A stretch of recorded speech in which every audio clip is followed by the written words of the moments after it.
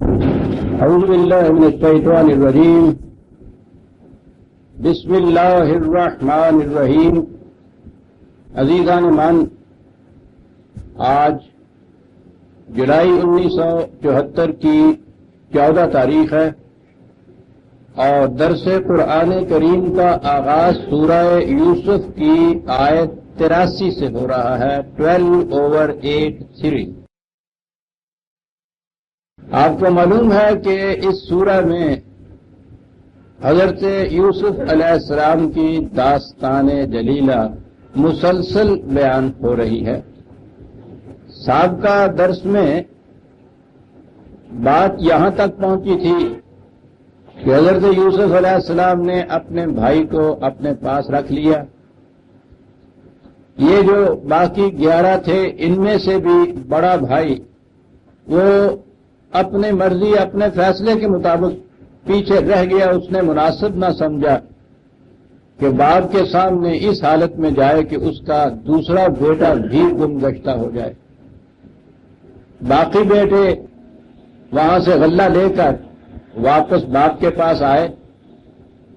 پہلے آئے تھے تو حضرت یوسف کی خبر دی تھی کہ اس کو بھیڑیے نے کھا لیا۔ اب آئے تو دوسرے بیٹے کے متعلق جو باپ نے تاکید کی تھی کہ اس کی حفاظت کرنا، وہ بیٹا بھی ساتھ نہ آیا۔ تو اب آپ دیکھیے کہ اس سے کیا کیفیت گزری ہوگی اس پیرانہ سالی میں اس باپ پر۔ بیٹوں نے یہ بتایا کہ وہاں کیا ماجرا گزرا۔ بتایا یہ کہ تیرے بیٹے نے وہاں چوری کی تھی۔ میں سمجھتا ہوں کہ جس شخص نے اولاد کی تربیت خاص انداز سے کی ہو اور پھر وہ بیٹے کے کیریکٹر سے بھی واقف ہو، اس کا فوری ری ایکشن یہ ہوگا کہ تم جھوٹ بولتے ہو، وہ چوری نہیں کر سکتا۔ چنانچہ یہ جو یقین تھا اپنے بیٹے کے کردار کے متعلق، اس بنا پر انہوں نے یہ بات کہی کہ نہیں، تم غلط کہتے ہو۔ کوئی اور بات کہتے تو میں اس کے متعلق کچھ چھان بین کرتا، کچھ تذبذب میں رہتا۔ یہ بات کہ اس نے چوری کی ہے، یہ غلط ہے۔ تو آپ نے دیکھا کہ بعض اوقات انسان ان سرکمسٹانسز سے جو خارجی شواہد ہوتے ہیں یا کسی فرد کے کیریکٹر کے متعلق جو یقین ہوتا ہے، اس کی بنا پر اس کا رد عمل کتنا صحیح ہوتا ہے کہ یہ بات غلط ہے۔ اب وہ کہہ رہے ہیں کہ مصیبت یہ ہے آپ کی کہ ہم جو بات بھی کہیں آپ اس کے متعلق کہہ دیتے ہیں، تم جھوٹ بولتے ہو، تم غلط کہتے ہو، تم تو ہماری کسی بات کو مانو گے ہی نہیں۔ ہماری نہیں بات مانتے تو وَاسْأَلِ الْقَرْيَةَ الَّتِي كُنَّا فِيهَا وَالْعِيرَ الَّتِي أَقْبَلْنَا فِيهَا وَإِنَّا لَصَادِقُونَ۔ ہماری بات نہیں مانتے، ہم ناقابل اعتماد ہو گئے۔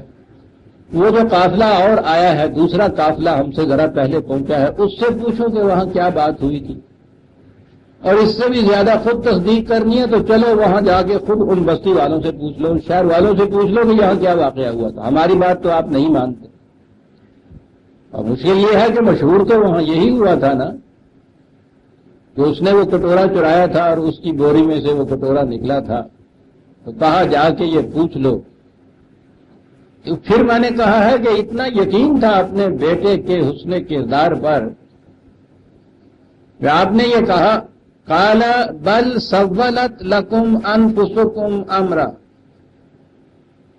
کہنے لگے میں اب بھی یہ نہیں ماننے کو تیار، میں یہ تو نہیں بتا سکتا کہ حقیقت میں امر واقعہ کیا ہوا ہے کیا ہے، لیکن مجھے کچھ یوں نظر آتا ہے کہ ایک بری بات کو تمہارے دل نے اچھا کر کے تمہیں سجھا دیا۔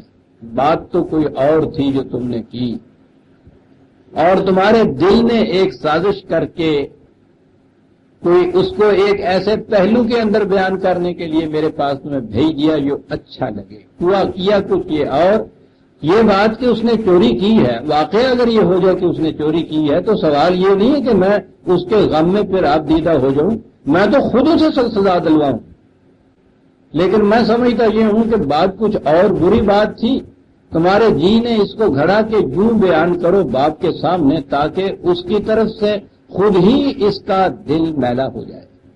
ایک بری بات کو تمہارے نفس نے اچھا کر کے تمہیں دکھایا. بات تو 2 لفظوں میں کہی گئی ہے لیکن بات قرآن نے کہی ہے اور کہنے والے بھی خدا کے ایک نبی تھے. بات بڑی گہری ہے. یہ ریئیکشن یا رد عمل انسان کا کسی بات یا کسی واقعہ پر، ایک تو کیفیت قلبی یہ ہوتی ہے کہ انسان کو اچھی بات اچھی نظر آئے، بری بات بری نظر آئے. صحیح قلبی کیفیت یہی ہے اور یہی ہے مقام مومن. اچھی اچھی نظر آئے، بری بری نظر آئے. اسے اقبال دل بیدار کہتا ہے. دل بیدار فاروقی، دل بیدار کراری. بہت بڑی چیز ہے دنیا میں دل بیدار. اس کے بعد اگلی سٹیج تو فوراً وہ تیسری آ جانی چاہیے کہ بری بات جو ہے وہ اچھی نظر آئے. لیکن ایک اور سٹیج ہوتی ہے، وہ اس سے بھی خطرناک ہوتی ہے. وہ سٹیج ہوتی ہے انسان کا انڈیفرنٹ ہو جانا معاملات کے متعلق. کیا بات ہے سر، ہمیں اس سے غرض نہیں ہے، ٹھیک ہے، برائی ہے برائی ہے برائی ہے بلائی ہے. یہ انڈیفرنٹ جو ہو جانا ہے دنیا کے معاملات سے، یہ دل مردہ ہوتا ہے. یہ انڈیفرنٹ جو ہے اس کی ابتدا رہبانیت سے ہوتی ہے، تصوف سے ہوتی ہے، قطع علائق جسے کہتے ہیں، ترک دنیا جسے کہتے ہیں.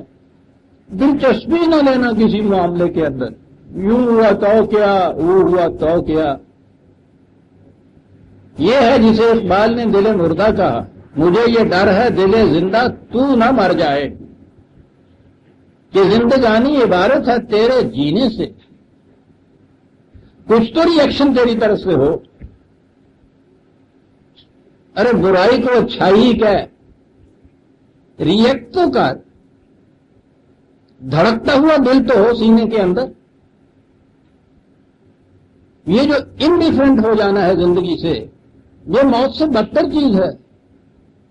وہ ہے، یہ وہ موت سے بدتر شے ہے جس کے متعلق فانی کہتا ہے. یہ ہماری شاعری میں یہ عام لوگ جو ہے، شاعری تو ہمارے ہاں تصوف کا ہی دوسرا نام ہے نا. کہتا عالم کی فضا پوچھو محروم تمنا سے، بیٹھا ہوا دنیا میں اٹھ جائے جو دنیا سے. چل یہ کیفیت ہے اس کی، بیٹھا ہوا دنیا میں اٹھ جائے جو دنیا سے. چیز یہ ایسی جیسے میں نے عرض کیا ہے کہ بدترین شے ہے یہ، لیکن آپ کی رہبانیت، آپ کا تصوف اسے مقرب ترین بارگاہ خداوندی کی علامات بتاتا ہے. ترک دنیا، ترک معاملات، دل میں کوئی آرزو ہی پیدا نہیں ہوتی. بیٹھا ہوا دنیا میں اٹھ جائے جو دنیا سے. ان کی یہ کیفیت ہوتی ہے. آپ سوچئے کہ اگر اسی قسم کے مقربین دنیا کے اندر سارے ہو جائیں تو دنیا میں کس قدر بد لگام ہو جائے، بد اخلاقی اور بے حیائی اور ہر قسم کی برائی. برے کو برا کہنے والے کوئی نہ ہو. اور یہ چیز فلسفی میں بھی یہ چیز آتی ہے، انہوں نے اس چیز کو ٹیکل کیا ہے. ایک چیز مورالٹی ہوتی ہے، مورل اخلاق والا انسان. ایک امورالٹی ہوتی جسے آپ بد اخلاقی کہہ سکتے ہیں. امورل ہوتا ہے، بد اخلاق ہے، کچھ کرتا تو ہے برائی کام سے ہی. ایک ہوتا ہے امورل، وہ جسے میں نے انڈیفرنٹ کہا کہ یعنی وہ نہ مورالٹی ہوتی ہے نہ امورالٹی ہوتی ہے، وہ انڈیفرنٹ ہو جاتا ہے. بدترین چیز یہ ہوتی ہے ایتھکس کے اندر عزیزان من کہ آپ کے دل کا کوئی ریئیکشن ہی نہ ہو. تو یہ ریئیکٹ کرنے والا جو دل ہے، رد عمل جس دل کے اندر پیدا ہوتا ہے، وہ زندہ دل ہے. فیصلے کی غلطی سے ہی، خواہشات کا غلبہ سے ہی، دل تو وہ زندہ ہے نا. اس زندہ دل کے متعلق تو توقع کی جا سکتی ہے کہ ذرا فیصلے کا، صحیح فیصلے کی صلاحیت پیدا کر دی جائے، اس کے اندر صحیح فیصلہ کرے گا. لیکن اگر اسے آپ نے انڈیفرنٹ بنا دیا، امورل بنا دیا، بیٹھا ہوا دنیا میں دنیا سے اٹھ گیا، اس کی اصلاح کی کوئی توقع ہی نہیں ہو سکتی۔ یہ جو کیفیت ہے کہ ریئیکشن ہی کوئی نہیں ہے، وہ اس لیے کبھی کبھی وہ مولانا روم، ان میں جوش ہے، ان کی شاعری کے اندر وہ یہ چیز کہہ جاتے ہیں، وہ جوش کا شاعر ہے یہ شخص، کہ کوشش بےہودہ بے خفتگی، کوئی بےہودہ سی کوشش ہی صحیح سونے سے اچھا ہوتا ہے۔ یہ صحیح بات ہے، غلط کوشش صحیح، ناکام کوشش صحیح، پوری کوشش صحیح۔ وہ کہتا ہے کہ یہ سونے سے تو اچھا ہوتا ہے۔ وہ سونا وہ ہے جسے دل مردہ کہہ گیا ہے وہ شخص، یہ وہ ہے جسے بیٹھا ہوا دنیا میں اٹھ جائے جو دنیا سے۔ اور آپ کے ہاں دیکھتے ہیں کہ یہ چیز کتنا اثر انداز ہو جاتی ہے پھر انسانوں کے اوپر۔ یہاں یہ فریب نفس ہے۔ اکثر آپ نے دیکھا ہوگا ورچو بیان کرنے کے لیے، ارے میاں ہم نے یہ لٹاکے ہی چھوڑ دیے، یہ دھندے اوروں کے لیے ہیں، ٹھیک ہے وہ کریں جو بھی وہ کرتے ہیں، وہ یہ کرتا ہے وہ کرتا ہے، ہم تو میاں بیٹھے ہوئے اپنے یہاں اللہ اللہ کرتے رہتے ہیں، یہ سارا کچھ یعنی ایک فریب نفس۔ زندگی کی یہ کیفیت جو بدترین ہو سکتی ہے اسے ایک ورچو بنایا ہوا ہے۔ بہت اچھا ہے جو کچھ ہم کرتے ہیں، غلط چیز ہے عزیزان من۔ دل کو زندہ رہنا چاہیے، اس میں رد عمل کی صلاحیت ہونی چاہیے، ریئیکٹ کرنا چاہیے اسے ہر بات کے اوپر۔ اب اگلی بات جو ہے کہ ریئیکشن اس کا، رد عمل اس کا جو ہے وہ صحیح ہونا چاہیے۔ اس کے لیے معیار ہمارے پاس خدا کی اقدار دی ہوئی ہیں، ان کو سامنے رکھو، ان کے مطابق فیصلے کرو، ریئیکٹ کرو۔ دوسری چیز یہ ہے کہ بہرحال کبھی غلط ریئیکشن ہی ہو جائے صحیح، دل میں صلاحیت تو ہے ریئیکٹ کرنے کی، رد عمل۔ اور وہ تیسری چیز جو میں نے کہی ہے کہ وہ ریئیکشن ہی کوئی نہیں ہے اس کے مطابق۔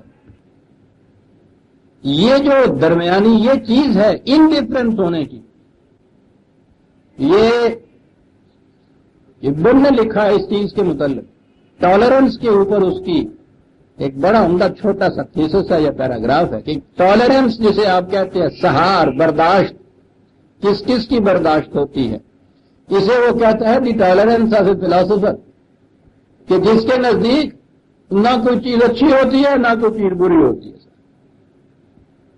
اس کا نام ٹالرنس نہیں ہے، انیکشن ہے اس کا نام۔ یہ جو درجہ ہے، جیسا میں نے عرض کیا، جب قوموں میں یہ چیز عام ہو جاتی ہے پھر وہ قوم زندہ نہیں رہ سکتی ہے۔ یہاں جو کہا گیا ہے سولت لکم انفسکم امرا، تو یہ دل زندہ ہے، غلط بات کو صحیح کر کے بتا رہا، کہا یہ ہے تمہاری کیفیت۔ تو آپ نے دیکھا ہے کہ یہ لوگ جو تھے ان کی ذہنیت ہمارے سامنے آ رہی تھی۔ وہاں حضرت یوسف کو گم کیا ہے، آ کے ایک غلط افسانہ گھڑا، وہ بتایا، کچھ تو بھی سوچی نا، غلطی صحیح۔ یہاں یہ کیفیت پیدا ہوئی، کہا کہ اس نے چوری کی۔ انہوں نے یہ بات کہی حضرت یوسف علیہ السلام نے کہ مجھے معلوم ہوتا ہے تمہاری جو روش، تمہاری جو ذہنیت ہے کہ اس کے تابع بات کچھ اور ہوئی ہے، تمہارے دل نے ایک بری بات کو اچھا کر کے دکھانے کے لیے یہ افسانہ گھڑا ہے، لیکن چونکہ حقیقت کا مجھے بھی علم نہیں ہے، فصبر جمیل، میں اسے برداشت کروں گا، اسے بھی برداشت کروں گا کہ میں سمجھتا ہوں کہ زندگی کی یہ خوبصورتی اسی کے اندر ہے کہ ان چیزوں کو ہمت سے برداشت کیا جائے، برداشت کروں گا۔ اصلہ ہو این یاتینی بہم جمیعا، ہو سکتا ہے کہ یہ سب کے سب پھر واپس آ جائیں۔ اب دیکھیے یہ باپ ہے، یہ بہم کہا ہے، دو نہیں کہا۔ یوسف اور اس کا بھائی وہ زیادہ چہتے تھے दोनों वो गुम हुए हैं, पहले यूसुफ गुम हुआ है, फिर बिन्यामीन गया है। ये तीसरा जो वहां रह गया था, ये तो इस गिरोह में का एक था, लेकिन यहां आके शफकत मोहब्बत फिदरी है।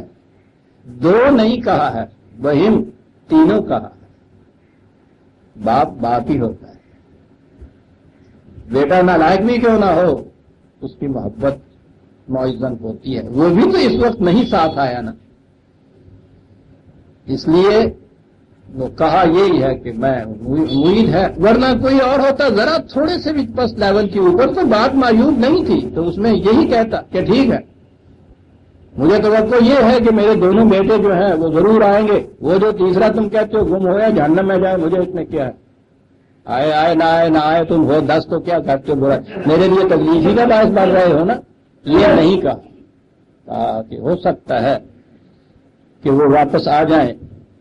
इन्नहु हुवल अलीमुल हकीम, मैं तो जो कुछ सामने तुम बातें करते हो या जो कुछ मैं ये खारजी शहादात से किसी नतीजे पर पहुंच सकता हूं, उस बिना पे मैं ये बात कह रहा हूं कि जो भी मैं कह रहा हूं कि आ जाएंगे, मुझे यकीनी तौर पे पता नहीं, जानने वाला तो वही है, वही हकीकत में जानता है कि वाकया क्या हुआ था।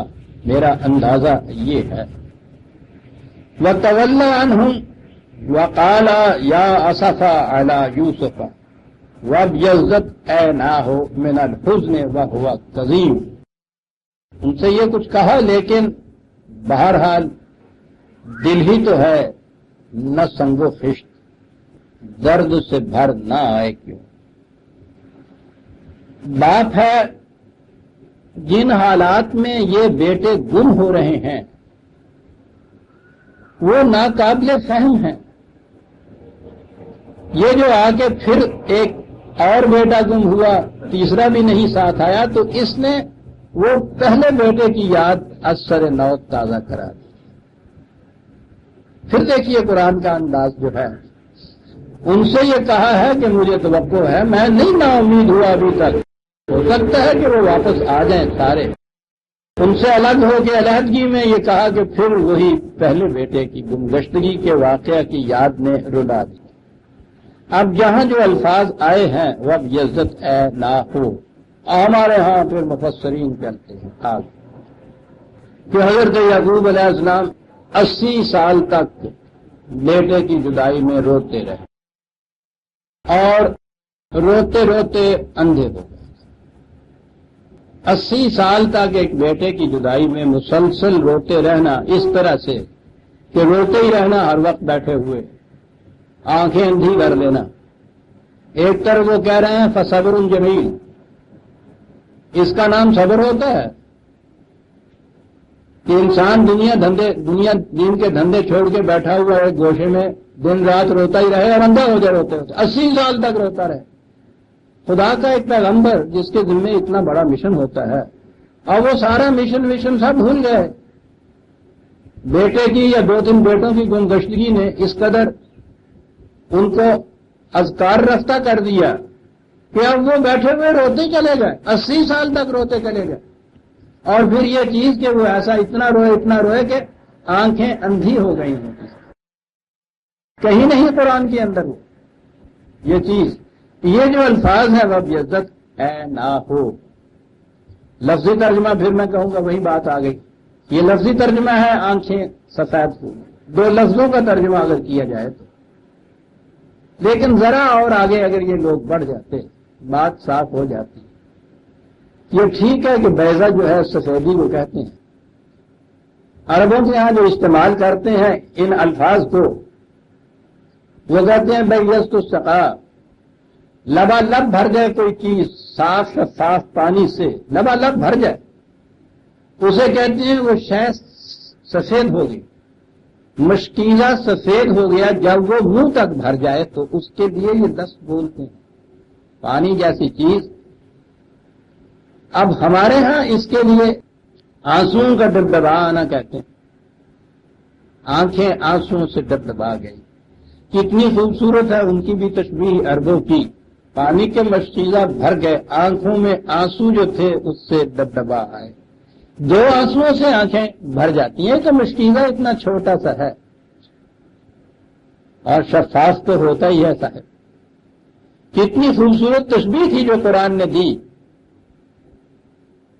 اب کیا کہیں کہ وہ شیر مرا مدرسہ کے برد جسے کہتے ہیں کہ یہ چیزیں جو ہیں ان مفسرین کے ہاتھ میں آ جائیں گی.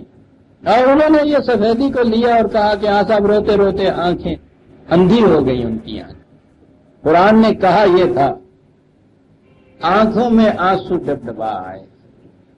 یوں نظر آتا تھا جیسا سفید پانی سے بھرا ہوا مشکیزہ. ٹھیک حزن سے دل کے اندر آج خود اٹھنے والا ایک درد. کوئی معیوب بات نہیں عزیزہ نے مان. دل کو اتنا نرم ہونا چاہیے کہ جن واقعات کا اثر دل گدازی ہے اس سے آنکھوں میں آنسو آ جائے. خود نبی اکرم صلی اللہ علیہ وسلم کے متعلق یہ ہے کہ جب آپ کا وہ بیٹا شہزادہ قاسم حالانکہ بچہ تھا بھی وہ فوت ہوا ہے تو آپ کی آنکھوں میں سے آنسو ڈبڈبا ہے. وہ ایک تھا بدو اس نے یہ بات کہی ایک بیٹے کی اس وفات کے اوپر آپ کے آنکھوں میں آنسو آ گئے.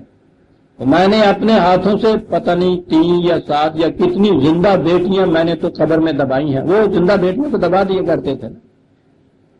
وہ اس نے بظاہر یہ بتایا ہوگا کہ میں اتنا باہمت ہوں کہ میرا دل نہیں کپکپایا اور آپ ایک بیٹے کی موت میں آنکھوں پہ آنسو آ گئے.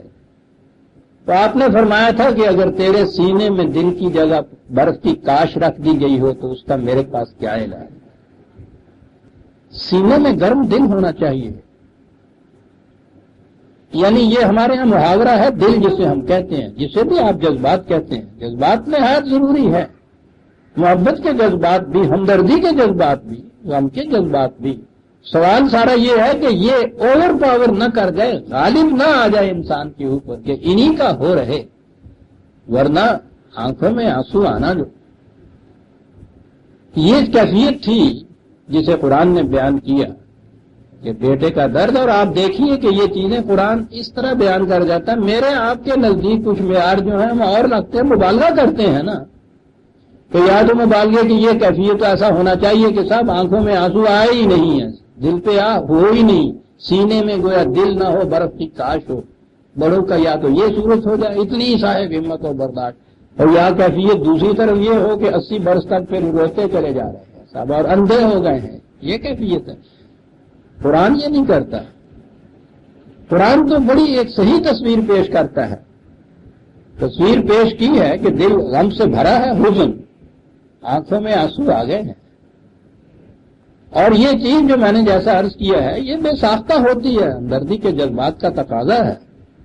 جو میں کہا کرتا ہوں کہ دل کا خون آنکھ میں کھینچ آئے تو کیا اس کا علاج.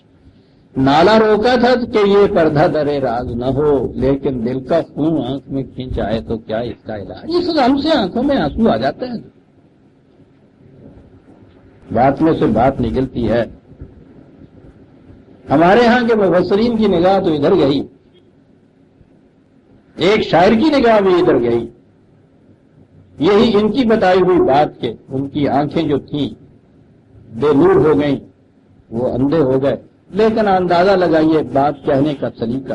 غنی کاشمیری فارسی کا بہت عمدہ بلند پایا شاعر, ان کا یہ ایک مشہور شعر ہے, بڑا پیارا شعر ہے, مجھے بہت اچھا لگتا ہے. غنی روزے سیاہ پیرے کنارا تماشا کن.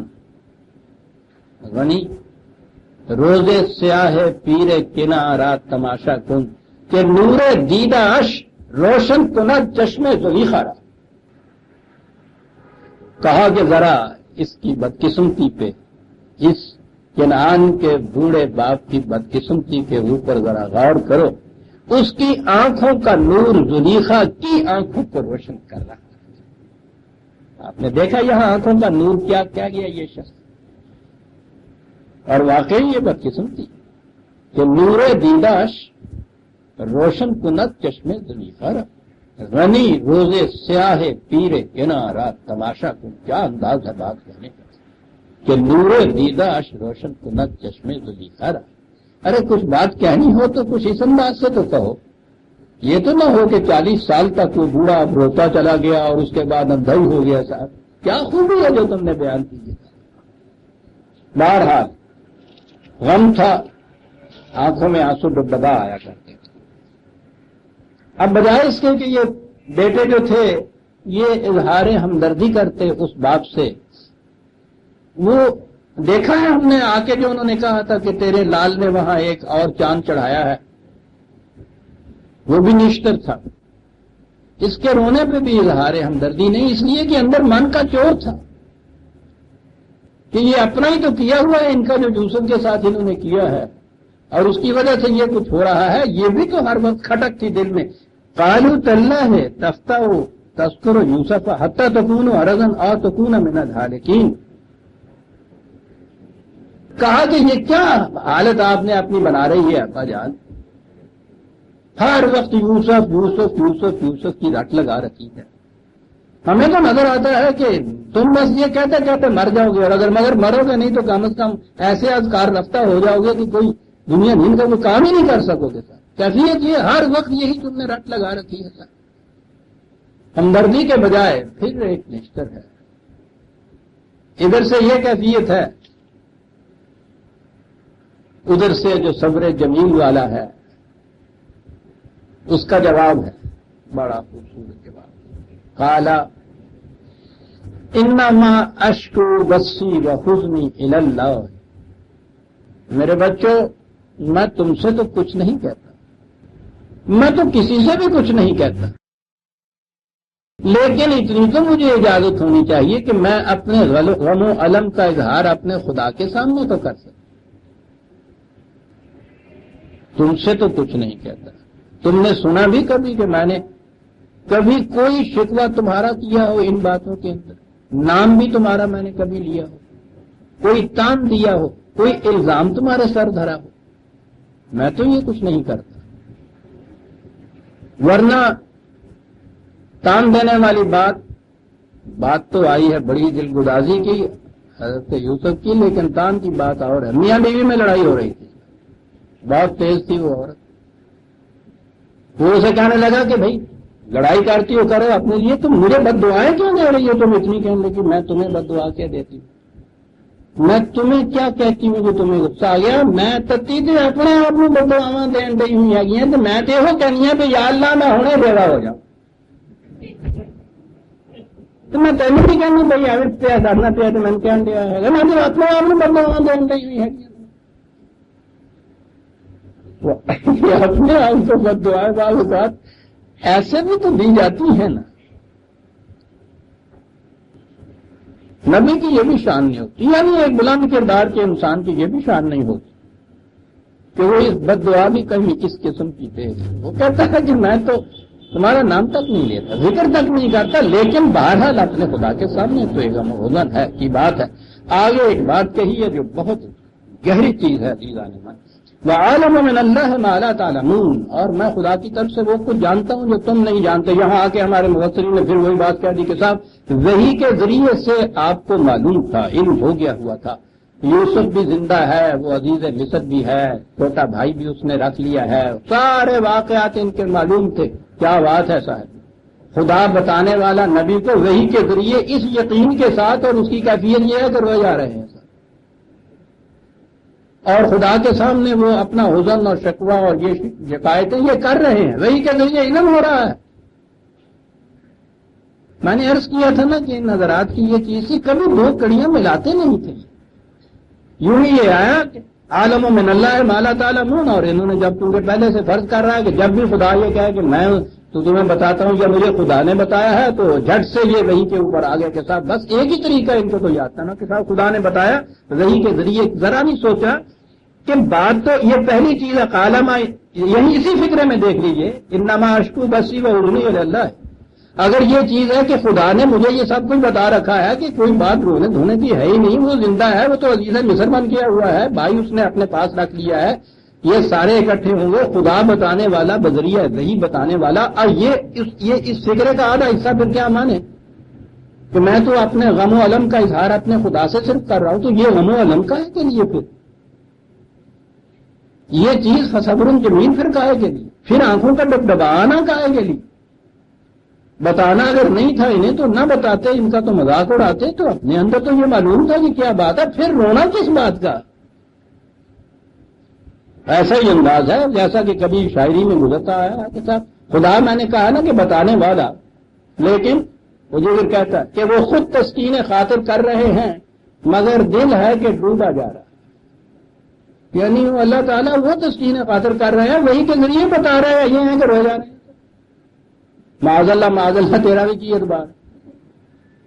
میں نے عرض کیا ہے عزیزان من کہ یہ چیز ہے ہمارے ہاں جو ہو جاتی ہے، آپ دیکھیے گا کہیں باہر سے بات نہیں لانی پڑتی، وہی قرآن کے اندر ہوتی ہیں یہ ساری چیزیں، کہ یہاں بہرحال جب وہ یہ ان کی کیفیت یہ ہے کہ رو بھی رہے ہیں، ڈبڈبا رہا ہے، تصور جلیل کہہ رہے ہیں، خدا سے اپنا غم و حزن خدا کے حضور بیان کر رہے ہیں، تو یہ نظر آ رہا ہے کہ یقینی طور پہ کوئی چیز معلوم نہیں، وہی کے ذریعے تو کم از کم قطعاً یہ علم نہیں دیا گیا۔ میں جانتا ہوں جو تم نہیں جانتے، اور کیا جاننے کی بات تھی؟ یہ جاننا تھا عزیزان من یاد کا فلسفہ، عام لوگ نہیں جانتے۔ بچہ گم ہو جائے تو جب تک اس بچے کی یاد آپ کے دل میں رہے، اس کی تلاش کا جذبہ بیدار رہتا ہے ہمیشہ، کچھ بھی سوچتے رہیں گے آپ اس کے لیے، یہ ہو سکتا ہے یہ، اور اگر یاد اس کی گم ہو جائے تو یہ جذبہ جو ہے یہ ختم ہو جاتا ہے۔ خارجی شہادات یہ بتا رہی تھی انہیں کہ بات یوں نہیں ہوئی جیسا یہ آ کے کہہ رہے ہیں، وہ گم گشتہ ہی ہیں۔ گم گشتہ کی یاد اگر باقی نہ دل کے اندر رہے تو پھر ان کے ڈھونڈنے کی، ان کی تلاش کا جذبہ جو ہے یہ باقی نہیں رہتا، وہ پھر لاسٹ فار ایور جسے کہتے ہیں۔ وہ جو ڈوبی ہوئی رقم بیماریوں کے حساب میں ہوتی ہے نا، وہ ڈوب گئی رقم، اس کو مرفوع القلم کر دیتے ہیں، رائٹ آف کر دیتے ہیں۔ اگر وہ رکھی رہے نا اپنے حساب میں، کاروبار میں وہ رقم جس کا حساب ملتا نہیں ہے، روز شام کو آپ اس کے متعلق پھر نئے سرے سے پھر اکاؤنٹ کرنا شروع کریں گے کہ کہیں غلطی ہو گئی ہے صاحب، اور جس دن آپ نے اس رقم کو اپنے اکاؤنٹ سے رائٹ آف کر دیا، کبھی دوبارہ آپ حساب چیک نہیں کریں گے اس آئٹم کے لیے۔ یہ جو چیز جو مر گیا ہے اس کی یاد کی تو یہ کیفیت نہیں ہونی چاہیے، کہ سوال ہی نہیں اس کی بازیابی کا یا اس کی تلاش کے لیے کچھ تدبیر کرنی، یہ واقعی لاسٹ ہے۔ لیکن یہ جو حالات تھے جن میں یہ گم ہوئے ہیں بچے، اور شہادتیں یہ اس طرف لا رہی ہیں خارجی شہادتیں کہ وہ مرے نہیں ہیں، کچھ اور ہوا ہے، یہ ان کی یاد جو تھی۔ میں عزیزان من آدھے سانس میں جو آگے قرآن نے کہا میں بتا رہا ہوں کہ یہ چیزیں میں نے کہاں سے لی، میں کہاں سے لیتا ہوں، ابھی بتاتا ہوں اسی قرآن سے اگلی آیت سے۔ لیکن یہ جو چیز تھی کہ میں جانتا ہوں جو تم نہیں جانتے، تم چاہتے یہ ہو کہ میں اس یاد کو بھی بلا دوں، اور میں جانتا ہوں کہ یاد کا تازہ رکھنا جو ہے یہ کتنا ضروری ہے کسی گم گشتہ کی بازیابی کے لیے کچھ کوشش کرنے کے واسطے۔ یاد کا باقی رہنا، فرق ہوتا ہے اس دل میں جن میں یاد بھی باقی نہ رہے یا یاد باقی رہے۔ کچھ نقش تیری یاد کے باقی ہیں ابھی تک، دل بے سر و سامان صحیح ویران تو نہیں ہے۔ یاد کی رمق باقی نہ رہے تو ویران ہو جاتا ہے۔ یاد باقی رہے کسی گمگشتہ شے کی، اس کے لیے کچھ سوچتا ہے، کچھ کرتا ہے، دل بے سر و سامان صحیح ویران تو نہیں۔ اور پھر یہ چیز جو ہے اس یاد کے اندر وہ ٹھیک ہے، اور اس سے تھکنا ہی نہیں چاہیے۔ وہ اپنا کام کرے گا، تم اپنا کام کرو، وہ چاہے آئے نہ آئے تو تم بلاتے رہو، وہ اپنا کام کرے گا، تم اپنا کام کرو۔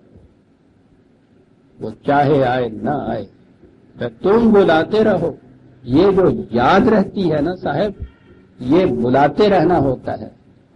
وَعَالَمُ مِنَ اللَّهِ مَا لَا تَعْلَمُونَ، مجھے جو خدا نے بصیرت عطا فرمائی ہے، اس بصیرت کی بنا پہ میں جانتا ہوں کہ ان گمگشتگان کی یاد اگر مجھے تازہ رہے گی ان کی تلاش کا جذبہ بیدار رہے گا.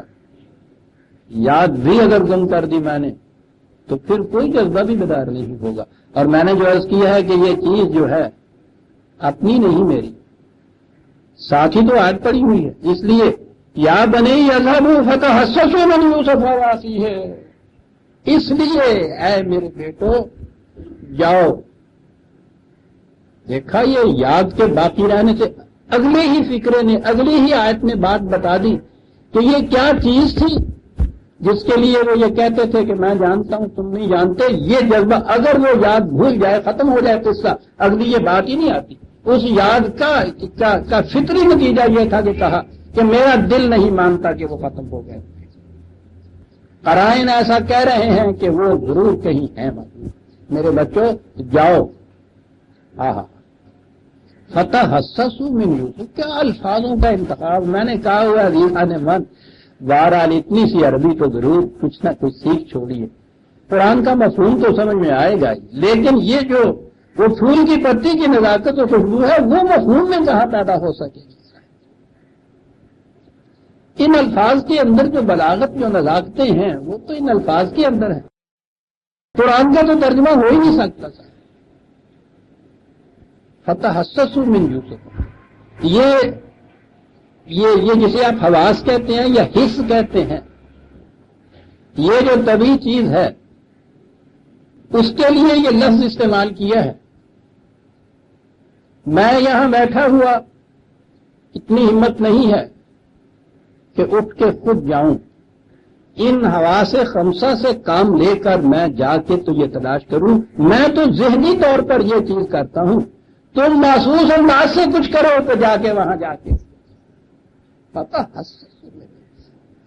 کہتے یہ اس وقت نہ عرب جب کسی سے کہا جائے کہ میں یوں ہی پاؤں توڑ کے نہ بیٹھ جاؤ، پھر وہ حس باقی نہیں رہتی نا.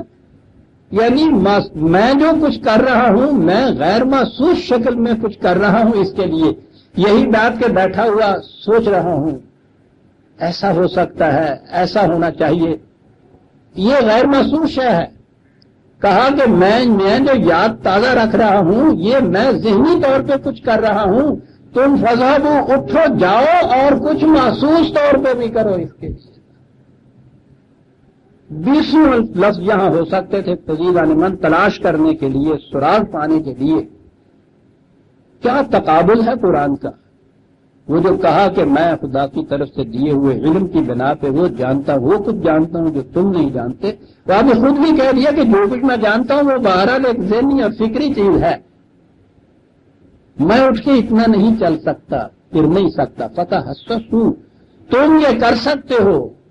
فزیکل ایکشن جسے آپ کہیں گے یہ ہے. میری یہ تلاش مینٹل ہے ساری.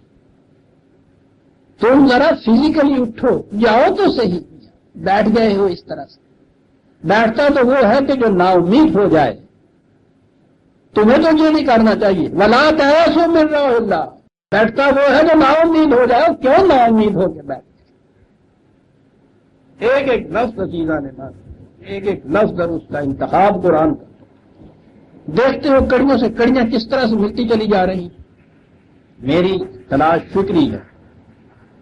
تم جو آگے کچھ نہیں کرتے تو وہ تو یہ کیفیت تو اس پہ طاری ہوا کرتی ہے کہ جو مایوس ہو چکا ہوا. دیکھا نا، وہ یاد کا تازہ رکھنا بھی مایوسی نہیں ہے. مایوس ہو جائے تو پھر تو یاد ہی ختم ہو جاتی ہے. تم جو کچھ نہیں کرتے تو معکوس ہوتا ہے تو تم مایوس ہو رہے. مایوس ہوتے ہیں. ولا تیأسوا من روح اللہ. الفاظ ہیں صاحب. یاس بھی تو عربی اور قرآن کا لفظ ہے. قنوت بھی تو اسی کا لفظ ہے. لا تقنطوا جو ہے وہ بھی تو آتا ہے. یہ چیز بڑے باریک فرق ہوتی. یہ یاس جو ہوتی ہے اس کے اندر ایک علم کا پہلو ہوتا ہے. کسی شے کے متعلق عدم علم کی بنا پہ مایوس ہو جانا. گم گشتہ کے متعلق یہ بات ہو سکتی ہے، اس کا علم آپ کو نہیں ہے. قنوت یہ ہوتا ہے ڈیفینیٹ اس کے متعلق ہو، اس کے متعلق مایوس ہو جانا. یہاں یہ لفظ جو ہے تیأسوا ہے کہ ڈیفینیٹ علم کی بات نہیں ہے مجھے، لیکن کچھ شہادات ہیں جو مجھے، جو قرائن ہیں جو مجھے اس چیز کے اوپر لے آتی ہیں. اس لیے اس عدم علم کی بنا کے اوپر تو مایوسی نہیں ہونی چاہیے نا. اگر ڈیفینیٹ ہو جائے اس یہ بات کہ واقعی وہ مر چکے ہیں تو ٹھیک ہے، وہ تو نہیں واپس آ سکتے. یوں تو یہ نہیں ہونا چاہیے. مر روح اللہ، وہاں رحمت اللہ بھی آیا، لا تقنطوا من رحمت اللہ. وہاں آؤں گا تو میں عرض کروں گا ان دونوں میں فرق ہے. رو مادہ دونوں کا یہ ہے، رحمت کا ہی ابتدائی مادہ جو ہے یہ نہیں، رحمت نہیں، معاف رکھیے گا. وہاں میں عرض کروں گا رحمت کیوں آیا ہے. یہ ہے رو، رے واو ہے، روح بھی یہیں سے ہے، ریح بھی یہیں سے ہے، روح بھی یہیں سے ہے، راحت بھی یہیں سے ہے، رے واو. ان کے اندر ریحن میں روحن میں بڑے نازک فرق ہے. ہاں ہاں کہا نا کہ ذرا چلو پھرو، ہلو ذرا. یہ جو ایئر جسے ہم ہوا کہتے ہیں یہ تو موجود ہوتی ہے. اس وقت جس حبس کے اندر بیٹھے ہوئے ہیں آپ احباب، ہوا اس وقت بھی موجود ہے آپ کے پاس. ہوا حرکت میں نہیں ہے. یہ پنکھا کیا کرتا ہے؟ اس کے اندر تو نہیں کہیں ہوا بھری ہوئی. یہ آپ کی ساکن ہوا میں حرکت پیدا کرتا ہے. اور آپ دیکھتے ہیں فرق کتنا ہو جاتا ہے اس ہوا میں جس حبس میں آپ بیٹھے ہوئے ہو، اور وہی ہوا جب متحرک ہو جائے تو کیا کیفیت ہوتی. یہ حبس والی ہوا جس کے اندر ہم بیٹھے ہیں چاروں طرف سے ہمارے گرد ہوتی ہے، محیط ہوتی ہے، ہمیں سانس نہیں لیا جاتا، دم گھٹتا ہے اس کے اندر. اسی ہوا میں حرکت پیدا ہو جاتی ہے تو نئی زندگی آ جاتی ہے. یہ ذرا سی نسیم ساری جب یہ پتے ہلنے لگتے ہیں شام کو حبس کے بعد تو آپ دیکھتے ہیں ایک نئی زندگی کے آثار اس میں پیدا ہو جاتے ہیں. کوئی چیز باہر سے نہیں آتی، اسی ہوا کے اندر حرکت پیدا ہو جاتی ہے. ریحن ہوا کو کہتے ہیں، لیکن جب اس کے اندر ذرا سی حرکت پیدا ہو جاتے ہے تو اسے روحن کہتے ہیں. کہے لا تیأسوا من روح اللہ، ہوا کی حرکت سے جو مایوس ہوتے ہو. کہا باہر سے کوئی چیز لانے کی بات نہیں ہے، ہوا موجود ہے. تمہاری کیفیت یہ ہے. فتحسسوا کے معنی آپ سمجھ میں آئے. کہا ہے نا کہ ذرا فزیکلی اٹھ کے ذرا تھوڑا بہت چلو پھرو تو صحیح. چلو پھرو اس ساکن ہوا میں حرکت پیدا ہو جائے اور آپ دیکھیے پھر دونوں ہواؤں میں کتنا فرق ہو جاتا ہے. بچوں میں یہ ہے قرآن کے الفاظ عزیزان مان. کہاں سے ترجمے ہوں گے ان کے، کس انداز سے ایک ایک لفظ سے دوسرا لفظ چلتا چلا آ رہا ہے. میری تلاش فکری، تم اسے محسوس شکل کے اندر تبدیل کرو. تم پاؤں توڑ کے بیٹھ گئے، ساکن ہو کے بیٹھ گئے. مایوسی ہے، عدم علم کی بنا کے اوپر یہ چیز ہے. اٹھو ذرا حرکت کرو. یہ جو اس وقت ساکن ہوا ہے جس میں دم گھٹ رہا ہے، اس میں تم دیکھو گے کہ حرکت پیدا ہو جائے گی، یہ نسیم بن جائے گی. اس کے نسیم بننے سے کیوں مایوس ہو رہے؟ ہاں انہ لا یأس من روح اللہ الا القوم الکافرین.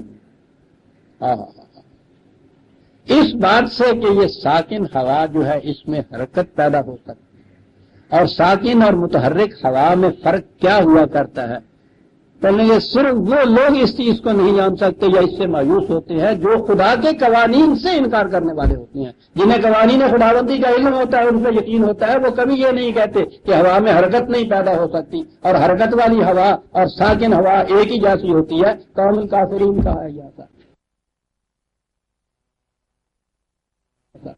اس کفر سے مراد یہ آپ کے ہاں کا اصطلاحی ایمان و کفر نہیں ہے.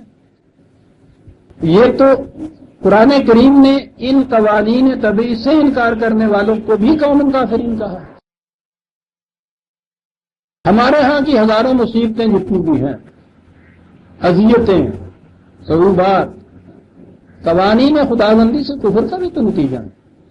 معاشرے کے اندر کی جو انسانوں کی تباہی ہیں وہ تو ان قوانین خداوندی سے کفر ہے کہ جن کا تعلق اقدار سے ہے. طبی زندگی کے اندر جو مصیبتیں ہمیں بھگتنی پڑ رہی ہیں وہ تو اس کی وجہ سے ہے نا کہ ہمیں طبی قوانین خداوندی کے کافر ہیں، اور قرآن نے کہا ہے ان کو کافر. انہیں جاننے والوں کو مومنین کہا ہے، ان سے انکار کرنے والے کو کافرین کہا ہے. اور پھر اور بات آگے چلے تو میں نے عرض کیا ہے نا کہ قرآن سے پوچھو نہیں کہاں تک چلتا جاتی ہے. کافرین کہا ہے اس کے لیے. کفر کے معنی اصل میں انکار کرنا نہیں ہوتا، اس کے معنی ہوتا ہے کسی چیز کو چھپا کے رکھ چھوڑنا، ڈھپے ہوئے کو ڈھپے ہوئے رہنے دینا. یہ قوانین فطرت تو یہاں ساری کائنات کے اندر پھیلے ہوئے ہیں، ان کے اوپر صرف پردے پڑے ہوئے ہیں ہمارے عدم علم کے. قانون قدرت کو کوئی کریٹ نہیں کرتا، کوئی پیدا نہیں کرتا، تخلیق نہیں کرتا، اس کو ڈسکور کرتے ہیں، اس کے اوپر پڑا ہوا پردہ اٹھا دیتے ہیں. کفر کے معنی ہوتی ہیں کسی چیز پہ پڑا ہوا پردہ. کہا یہ ہے کہ ان چیزوں سے مایوس وہ ہوتا ہے جو قانون خداوندی کے اوپر جو پردے پڑے ہوئے ہیں پردے پڑے رہنے دیتا ہے، جو اس کو اٹھا دیتا ہے وہ ان کا مومن ہو جاتا ہے. ڈسکوری کا لفظ ہے اس کے لیے، صحیح لفظ ہے اس کے لیے. کفر کے معنی ہوتا ہے کسی چیز کو چھپا لینا. بعد کے اس کہنے سے، افسانے سے، آمادہ کرنے سے، فتحسسو سے وہ اٹھے، چلے، پہنچے. پھر درمیان کی کڑیاں بیان کرنے کی ضرورت قرآن نے نہیں محسوس کی. فلما دخلوا علیہ قالوا یا ایھا العزیز. اب آپ دیکھیے کتنی بڑی تبدیلی آ رہی ہے ذہنیت کے اندر. اب لجاجت ہے، اب گڑگڑاہٹ ہے، اب جھکاؤ پیدا ہو رہا ہے. یا ایھا العزیز، یعنی اب تخاطب بھی آپ دیکھتے ہیں کہ اس منصب کو کہ اے صاحب عزت و جلال، مسنا و اہلنا الضر، بڑی تکلیف میں ہیں ہم اور ہمارے اہل خانہ. اب ہمدردیاں اس کی لا رہے ہیں واپس. وہ کہنا یہ تھا نا کہ اس بھائی کو چھوڑ دو، اس لیے اب اس میں لجاجت آ رہی ہے. باپ نے اس طرح سے ڈانٹ کے بھیجا ہوا ہے، لجاجت آ رہی ہے. یہ ہے انداز قرآن. مسنا واہلنا الضر وجئنا ببضاعۃ مزجاۃ فاوف لنا الکیل وتصدق علینا. بڑی مصیبت میں گھرانا، اور ہماری کیفیت یہ کہ اب ہمارے پاس اتنا سرمایہ بھی نہیں ہے کہ اس سے ہم غلہ خرید سکیں. یہ تھوڑی سی پونجی جو ہمارے پاس تھی. عزیزان من، میں کیا کہوں، مجھے کہیں تنہا چھوڑیے. الفاظ آتے ہیں قرآن کے، میں اپنے آپ میں نہیں رہتا، میرے سامنے ہوتے ہیں کئی مرادفات جو استعمال ہو سکتے ہیں. مزاۃ مزجات، کیا استعمال کروں؟ بذات تو وہی سرمایہ، کل کائنات کسی کی. بذات تو ہمارے ہاں بھی استعمال ہوتا ہے لفظ، بے بذات ہے. کل کائنات کسی. مزجاتن تھوڑے کے لیے 20 الفاظ کو معلوم ہے عربی زبان کے اندر. ذرا تصور میں لائیے، خریدار اور دکاندار، بیچنے والا اور خریدنے والا، قیمت ہو رہی ہے. جو قیمت طے ہوتی ہے یا جو قیمت دینی ہے وہ قیمت پوری اپنے پاس ہے. وہ قیمت رکھی ہوئی ہوتی ہے، شے خود کھنچ کے اس کی طرف آ جاتی ہے. پوری قیمت کی تو یہ کیفیت ہوتی ہے. اور اگر پوری پونجی قیمت نہ ہو پلے میں، وہ تھوڑی ہو، یہ جو تھوڑا سا سرمایہ یا تھوڑی سی جو قیمت ہے اپنے پاس جو رکھی ہے، یہ لفظ مزجات کے معنی ہوتے ہیں جو اپنے پاؤں نہ چل سکے، دھکیل کے آگے جسے کرنا پڑے. پورے پیسے ہوتے تو اس کی ضرورت نہیں تھی. طے ہوا تھا کہ یہ اس کی قیمت ہے، یہ اس کی شرح ہے، یہ ہمارے پیسے ہیں، اور ہم رکھ دیتے، چیز بھاگ کے آتی. کہا یہ وہ مزجات ہے کہ جو اپنے پاؤں تو اس تک نہیں پہنچ سکتی، ہم اسے دھکیل کے تیری طرف کر رہے ہیں. یا اللہ، یہ ہے انتخاب جسے کہتے ہیں الفاظ کا. دیکھا نا، یہ بات تو کہنے کی تھی کہ برابری کا سودا نہیں ہے، ورنہ وہاں بکتا تھا. یہ اللہ بکتا تھا، قیمتاً دیتے تھے، اس لیے کسی کی کچھ آمد نہیں، کچھ نہیں. قیمت اس نے طے کی ہوئی ہے، رکھی ہوئی ہے، چیز آ جاتی ہے، قیمت وہاں بڑھ چلی جاتی. وہ کہتا ہے یہ وہ ہماری یہ سرمایہ ہے جو خود بڑھ کے آگے نہیں جا سکتا، وہ چیز بڑھ کے اس کی طرف نہیں آ سکتی، ہم اسے دھکیل کر آگے پہنچا رہے ہیں. فَأَوْفَ لَنَا الْكَيْلَ، اور پھر درخواست یہ ہے کہ جتنی یہ ہے اتنا ہی تو اگر غلہ دیتا تو اس کو دھکیل کر پہنچانے کی ضرورت نہیں تھی، پھر تو برابری کا سودا تھا. یہ اتنی سی جو ہے، یہ جسے ہم دھکیل کے تیرے پاس پہنچا رہے ہیں، یہ اتنی سی قبول کر، لیکن غلہ پورا دے دے. دیکھا یہ دھکیلی ہوئی قیمت اور جو خود چل کے جاتی ہے قیمت، کیا فرق ہے دونوں کے اندر. کبھی کبھی اس قسم کی چیز ہوتی، میں کہتا ہوں یہ ڈرامیٹیکلی ایک چیز ہے جو قرآن پیش کر رہا ہے صاحب. مجھے زیادہ تو کاروباری پتہ نہیں، بعض اوقات یہ ہوتا ہے کہ وہ دکاندار اتنے پہ دینے پہ راضی نہیں ہوتا، یہ تھوڑی ہوتی ہے اس کے لیے، یہ اس کے پاس تھوڑی ہوتی ہے تو آپ کو پتا پھر وہ تنازع کیا ہوتا ہے، اس کے ہاتھ میں وہ روپیہ ہوتا ہے وہ دے رہا وہ جی لے لو نا تھی، میں کیا پہ ٹھیک ہے جی ٹھیک ہے جڑا کچھ ہو گیا وہ ٹھیک ہے، میں نے پتا کاٹا ہے نا ساتھ کاٹ ہی لے لو آتی اگلی باری تو یہ کر رہا ہوتا ہے نا وہ دکاندار اس طرح تو وہ خریدنے والا وہ پیچھے ہٹ رہا ہوتا ہے، وہ دھکیل رہا ہوتا ہے، یہ اس کو کہہ رہا ہوتا ہے. یہ نقشہ جو ہے آپ دیکھتے ہیں یہ ہے بذات مزجات. فاصل نل کیا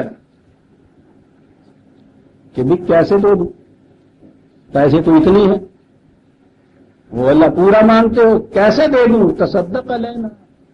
یہ بھی تو ہوتا ہے.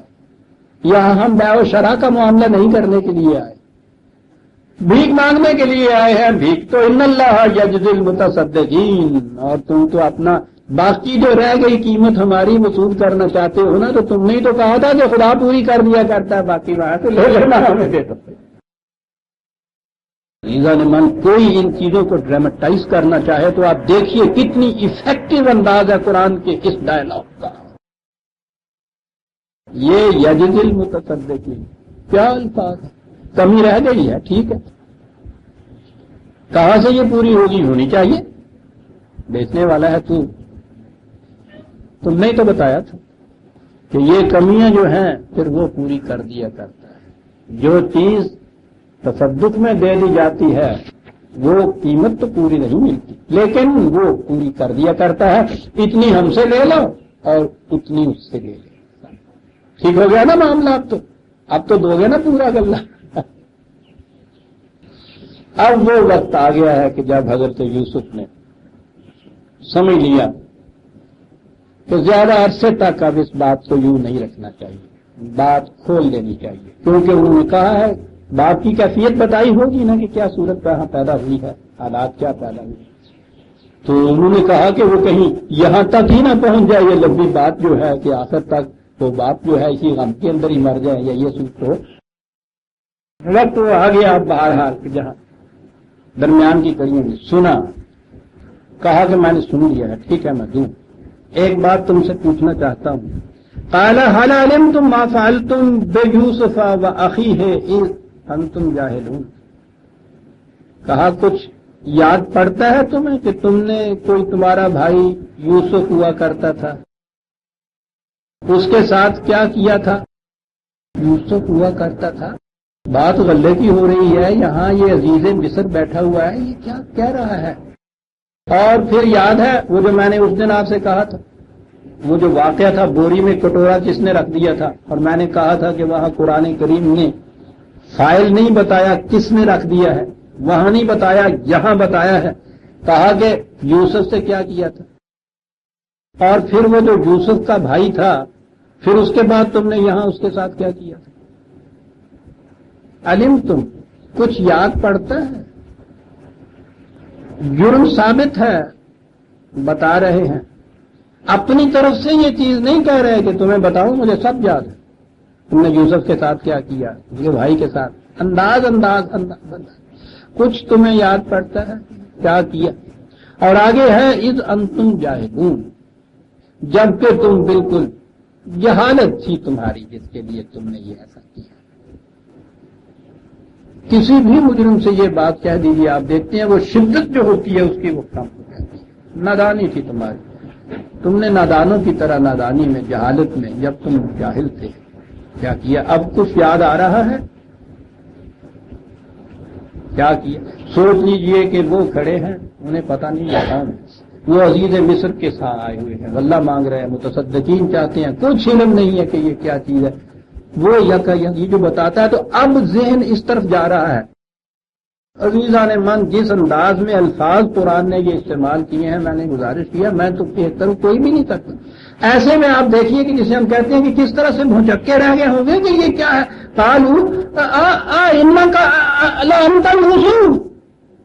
انداز دیکھیے قرآن کا. عزیزان من یہ سیدھی سی بات ہے کہ انتر یوسف کیا تم یوسف نہیں، یعنی بالکل ان کا لا انت یوسف. میں بھی وہ بات نہیں کہہ سکتا جو ان الفاظ میں ہے.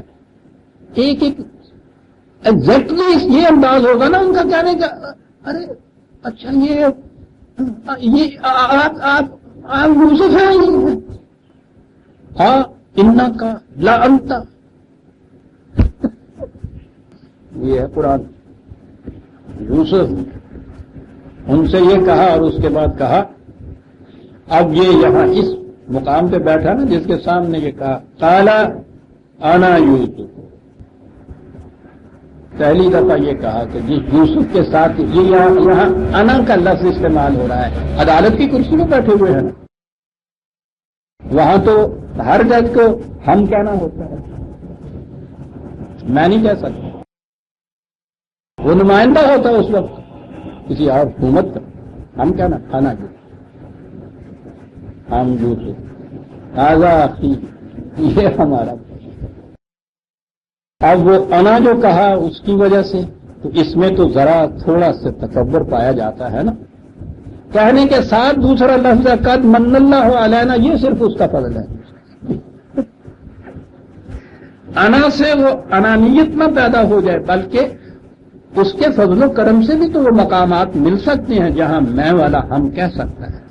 اور جسے کہنا پڑتا ہے عدالت کی کرسی پہ تو وہ گرسی ہوتی ہے. اس کا ایٹیکٹ ہوتا ہے کہ وہاں ہم کہیں ہمارے دستخطوں سے اور مور عدالت سے یہ جاری ہوگا. وہاں کہا ہے تو اسی سانس میں قد من اللہ علینا. یہ خدا کا فضل تھا, احسان تھا جو اس نے ہم پہ کیا. بات وہاں آ گئی کہ ٹھیک ہے پھر سر خدا کا یہ احسان تھا, اس میں تمہارے کرنے کی تو کوئی بات نہیں تھی. کہا کہ نہیں یہ بات نہیں ہے, یہ ہے اس کا احسان. میں اس کے حضور سجدہ ریز ہوں, لیکن وہ یوں ہی نہیں ہوتا کہ جنوں چاہے ککھوں لاکھ کر دے جنوں چاہے لکھوں ککھ کر دے. یہ بات نہیں ہے.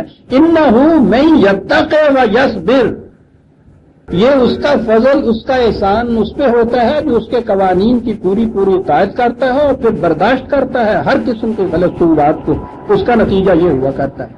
یعنی فإن اللہ لا یضیع اجر المحسنین, جو بھی حسنکارانہ انداز سے زندگی بسر کرتا ہے وہ اس کو اجر دیا کرتا ہے. یہ اجر ہے جس کو میں نے اس کا احسان کہا ہے. مجھے یہ بھی نہیں کہنا چاہیے کہ میں نے یہ کچھ کیا, تقویٰ کیا, صبر کیا, محسنین کی سی زندگی بسر کی اس لیے میں نے یہ حاصل کیا. نہیں, بہرحال بھئی ہمیں یہ اس کا فضل ہے. لیکن یاد رکھو یہ یوں ہی فضل نہیں مل جایا کرتا تھا. ان دیکھتے ہیں ایک ایک ذکر ایک ایک لفظ کے اندر. کیا عزیزان من یہ محض داستان ہے کسی گزرے ہوئے پیغمبر؟ کیا ایک کہانی ہے, کیا افسانہ ہے جو قرآن بیان کر رہا ہے؟ کوئی فکرہ بھی ایسا آیا ہے کہ جس میں میرے آپ کے ہمارے دور کے یا قیامت تک کے انسان کے لیے کوئی چیز وہ ایک اعلیٰ قدر اس کے اندر نہ چھپی ہوئی؟ سانس میں انا کہا ہے تو قد من اللہ کہا ہے تو فوراً یہ چیز کہ یہی نہ ہو جائے کہ صاحب پھر ٹھیک ہے تمہارا اس میں کیا ہے. من یتقی و یصبر فإن اللہ لا یضیع اجر المحسنین. تم بھی ایسا کر سکتے تھے, یہ مطلب ہے اس کا. وہ میں نے طریقہ بتایا, تم نے ایسا نہیں کیا, تم اس سے معروم رہ گئے. میں نے ایسا کیا ہے, یہ چیز وہاں سے مل گئی مجھے. اگلے الفاظ پھر قرآن کا ایک اور لفظ آتا ہے قالوا تاللہ لقد آثرک اللہ علینا وإنا کنا لخاطئین. یہ ٹھیک واقعی خدا شاہد ہے. ترجمہ اس کا پھر عزیزان مان لفظ ہے آثرک اللہ علینا, جس کے ترجمہ کیا جاتا ہے عام طور پہ کہ خدا نے تمہیں ہم پہ واقعی فضیلت دی ہے, یہ درجہ دیا ہے اور ہم خطا کار تھے. پھر وہی بات کہ یہ آثرک اللہ کیا لفظ ہے جو استعمال کیا گیا. الگ سے رے اثر آپ کو بھی معلوم ہے, اثر خامہ آپ کو پتا ہے کہا کرتے ہیں. بنیادی معنی اس کے ہوتے ہیں نقش نگار, نقش و نگار جسے آپ کہتے ہیں, اس کے لیے یہ لفظ آتا ہے. کسی چیز کے اندر رنگ بھرنا, نقش جسے کہتے ہیں کوئی چیز پیدا کر دینا. کیا کہہ گئے ہیں, یہ کہا انہوں نے یہ کہ طبی طور پہ تو تم ہمارے ہی بھائی تھے, اسی خاندان کے تھے جس کے ہم ہیں. ان کے اعتبار سے جسے عام طور پہ کہا کرتے ہیں وہ تو وہی کچھ تھا. اب یہ جو فرق ہے یہ کیا ہے؟ عزیزان مان کوئی ادیب اس کو پہچانے گا. کہا یہ ہے انگارہ کہتے ہیں جو وہ پہلا خاکہ کھینچتا ہے نا مصور صرف پینسل سے یوں، اس کو کہتے ہیں انگارہ، ایک خاکہ اسکیچ. کہا کہ جہاں تک اس انگارے کا تعلق ہے، اس خاکے کا تعلق ہے، وہ تو تم ہمیں میں سے ہو، ایک ہی جیسے تھے، لیکن فطرت کے خامے نے جو رنگ آمیزیاں تمہارے اندر کی ہیں وہ ہمیں کہاں میسر ہے. جو اس خاکے کے اندر نقش و نگار اس خامہ فطرت نے کر دیے ہیں وہ ہم نے کہا. خاکہ وہی تھا، بنیادی طور پہ ہم نہیں سے تو تھے تم. حیولہ پیدائشی طور پہ پیکر وہی تھا. لفظ دیکھتے ہیں یہ آثر کلّہ کے کیا معنی یہاں ہوتے، کیا بات ہے جو کہی گئی ہے اس کے اندر. ایک ہی خاندان کے چند افراد، خاندانی اعتبار سے، پیدائشی اعتبار سے، خون رنگ و نسل کے اعتبار سے وہ سارے ایک ہی جیسے خاکے ہوتے. اسے خاکہ کہا ہے قرآن کہ یہ صرف خاکے ہوتے ہیں جو وہاں سے آتے ہیں.